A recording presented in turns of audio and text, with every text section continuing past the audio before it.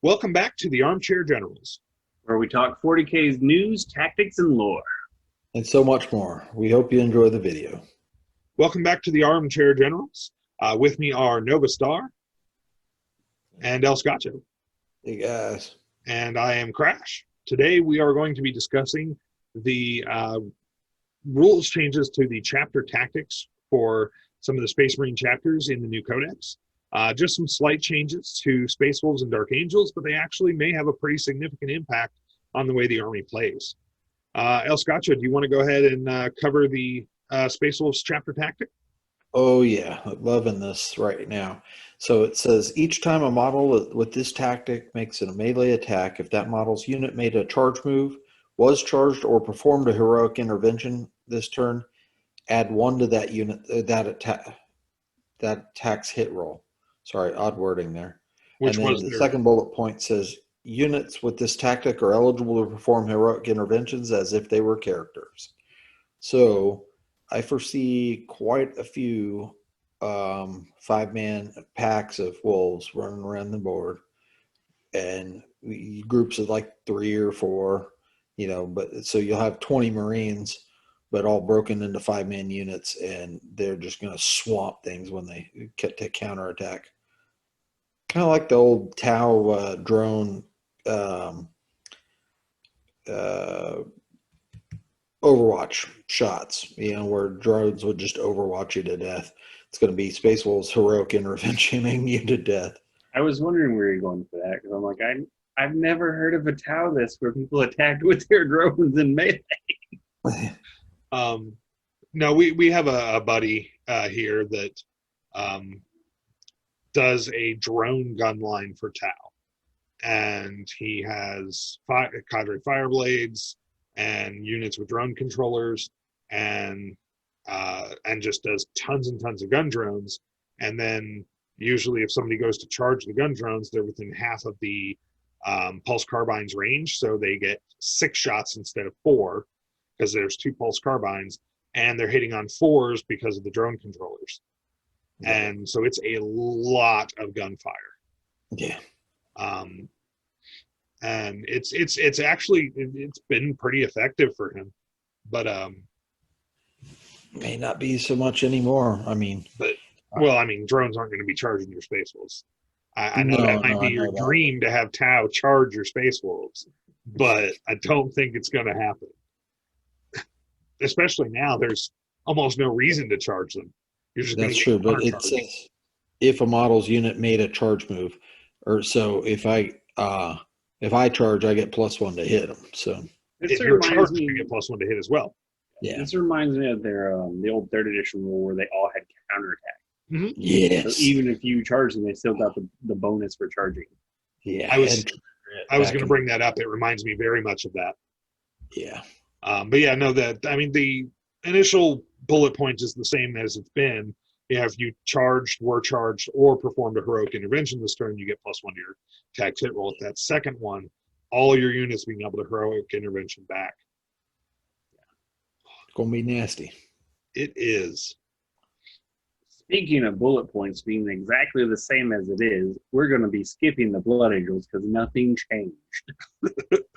I mean, Nothing. Let's be fair. The Blood Angels were already really good. They are. Their tactics amazing. It didn't need to change. It's perfectly fine and viable. I mean, honestly, Blood Angels are in a very good place. Yeah, as far as power level. They've been pretty stable for a while in 8th edition. Space Wolves were at a fairly good place as well, but I think this will definitely bring them up. With Saga of the Beast, they got to a definitely better place. Before Saga of the Beast, they were hurting bad. They were. I hadn't pulled them off the shelf in a while.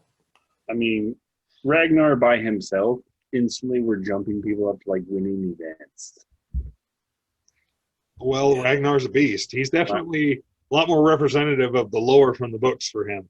Well, you can just Leroy Jenkins things and it works out. It does. He's a one-man blender. That's right. Like, I'm going to charge his squad into that squad, and he's going to charge that big old blob. Don't worry, he's going to win.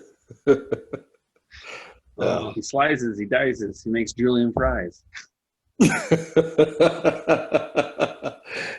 We're gonna have to get with model here. He's really almost too good because you could send him at a night and you'll win. I mean, you with proper buffs, which now he won't be buffing himself because I doubt his core, so he might be toned down a little bit just from that. But he could take on a knight, or he could take on a 30-man blob of orcs and be expected to win in both situations. Or they might include the bonuses from his aura inherently in his stat line. Oh, that'd be nice. Or as inherent abilities. But for some reason, they gave him a bolt pistol, not even a heavy bolt pistol. Like, they gave him the standard issue bolt pistol. Because they don't need nothing new. I was going to say, I didn't know Primaris units could even use regular bolt pistols. Only if you're Ragnar. Only if you're Ragnar. Because he's like John Crichton. It's named Winona. That's his bolt pistol. For any Farscape fans, we also have. Okay. And the last of the big three, though, is Dark Angels. They did get some changes. So each time a model with this tactic makes an attack, unless that model's unit has moved this turn, excluding pile-in and consolidation moves, add 1 to that attack's hit roll. So that includes melee attacks. So if you get charged on your opponent's turn, they haven't moved that turn. So you get +1 to hit. And so any units that are standing still and firing down range, +1 to hit. And if you have units that don't count as moving, do Space Marines have any units that don't count as moving? Centurions, right? Centurions do not count as moving for shooting. And Okay. Dark Angels currently do not have access to them, but they are getting rolled into the Space Marine Codex, so who knows? Which is really good. So what I'm very interested in is, one, you can make some really good like units of Deathwing, just go take an objective and then sit there and use your now 3 wound Terminators and all their saves with Storm Shields, whatever, and just sit there. People charge you, you're going to have an advantage. You have an advantage when you're shooting. I want to know, because it just says attack, and an Overwatch is an attack. I'm wondering if it adds +1 to that. Ooh, good point. I would have to reread the Overwatch rule in the rule book. It may say nothing affects this unless it specifically says Overwatch in the rule. probably not. Probably does. GW has gotten better about closing up loopholes like that preemptively. Yeah, because I know specifically like Iron Warriors had it where it specifically said this will in fact Overwatch. And a couple of people's chapter tactic like ability, like Ta'al, their actual home one, they get +1 to their Overwatch fire. And then, I mean, the second Dark Angels one is, I mean, it's solid. You don't see a whole lot of Space Marines failing morale saves, but each time a combat attrition test is taken for a unit with this tactic, it is automatically passed.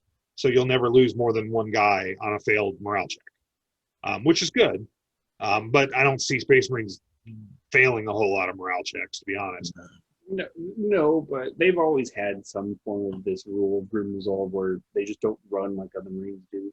Back in third, it was stubborn. They ignore pinning, and I'm so glad pinning isn't a thing anymore. Oh my gosh, yes. I mean, there are a couple weapons that inflict it, but it's different, and it's not a universal ability anymore.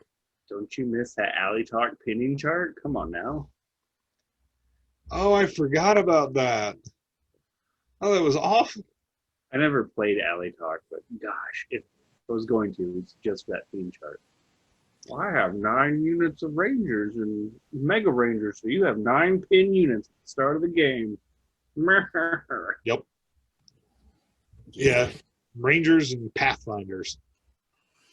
I don't miss that. That's why they had that. That's why they had 9 units, because they'd have 6 troop choices, and then Pathfinders were elites. Yep. Yeah. Yeah. I didn't even. That's good times. And then first turn, pop, go to your characters. So can't use them anymore. But I definitely think it's going to be big boost for Dark Angels, because I mean Dark Angels Yeah. have been in a bad place for a long time. Yeah. I mean, And- there's And this is only the three they're showing. I'm wondering what the rework for all of them will be. Oh yeah. I got to looking at that list that they have there. The Imperial Fists are going to have Siege Masters, whatever that's going to be. Crimson Fist, no matter the odds. That sounds rather intriguing. well, You, we've all, got, you can see what they have now and kind of approximate what it'll be. But then, I mean, the Dark Angels are completely changed. None of their rules are the same as what they were. yeah, And 'cause then the Space Wolves, that second part where everyone can heroically intervene is really different. So, well, yes, I guess I can say we can guess and approximate. It's almost like no one knows at this point. because we had gotten that preview, or the sneak preview. No, it was somebody screenshotted it. They screenshot it and then did the Super Trooper enhance, Yep. and it comes out. So, you know, But- I actually had that somewhere. But I'll have these to rules dig are that even up. different from those ones that were Yeah. in that screenshot. Actually, I'm kind of curious. I've always secretly liked the Flesh Terrors, and I really want to see what that Fury Within does for them. They got the +1 to what it is now is they get the +1 to wound like other Blood Angels, but they don't get the +1 to charge. They get something else. Gotcha. That I think I have access to quickly.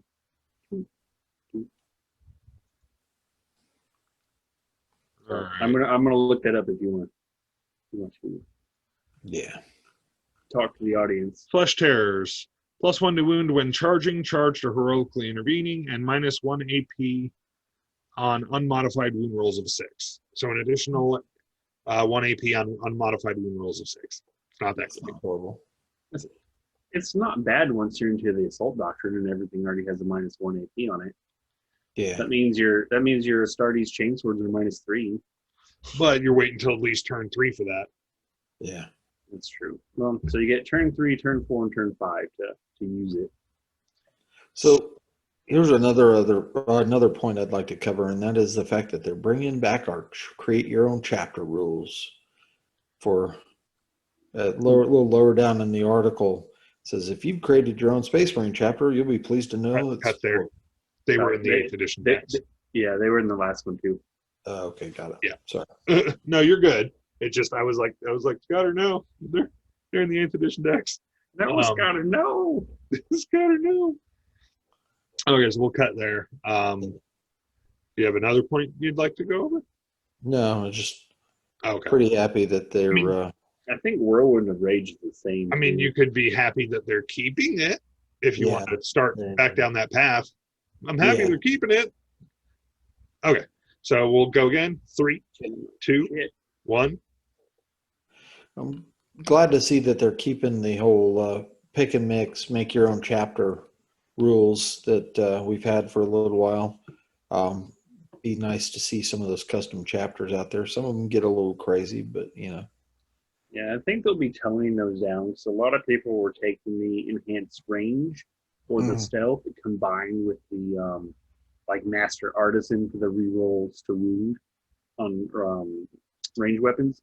Now it was too good, so hopefully they do a little more limitations on it. Or Yeah. even like the old 4th edition pick your own chapter where you could choose one really good thing and a bad thing, or two medium things and a bad thing. Remember that? Yeah. There were the negative traits. I forgot about that. Yeah. That I think was a bit better because you had to take a negative trait, and they were all bad. You could take one minor bonus trait, With Yeah, you can nothing, take- right? one medium, minor, whatever. You could take one medium or minor trait. I don't remember what it was called with no negatives. You could take 2 with a negative, or you could take a big bonus trait with a negative. Yeah. Yeah. Yep. Yeah, that would be kind of cool. I definitely think some of these bonuses are nice. I mean, reroll hit rolls of 1 with bolter weapons. Add 3 inches to the characteristic of rapid fire and heavy weapons, excluding flame weapons. Understandable. The Whirlwind Rage sounds pretty cool, actually. Whirlwind Rage is one of my favorites of the pick your own. Yeah. And it already, you could see an example of them excluding you picking something else there in the bottom Whirlwind Rage. The duelist tactic, because Yeah. it's exploding sixes on something. It's a different exploding sixes thing. Yeah. So yeah, I'm glad they're keeping the create your own chapter. It's definitely nice, even though they're usually not as good as the mainline chapters, but sometimes if you're fielding a very specific army, it can be highly advantageous to do your own thing. Or I think it'll come into play mostly in like Crusade armies where people are building their own. And yeah, Crusade armies and casual play. Gosh, I wish they had something like Crusade when we first started, and we could only afford, say, a character in a tactical box. That would have been so cool. Oh yeah, it would have. Granted, I'm sure we played basically what Crusade is, just without some of the rules. Well, we basically adapted the old Past the Glory rules from fantasy to be 40K style. Still my most favorite way to play. So good. I love Past the Glory. We should do a video on just the old Past the Glory someday. I will find all my material because I still have the original White Dwarfs. I have a bunch of Chaos minis. Well, Past the Glory is amazing.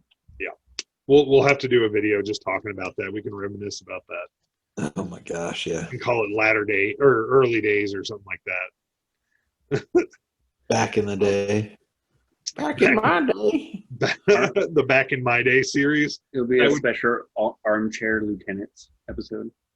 I like it. Well, so we've got some good changes coming for Space Marines, and for those that are salty about Space Marines getting cool stuff first, well, buy other armies.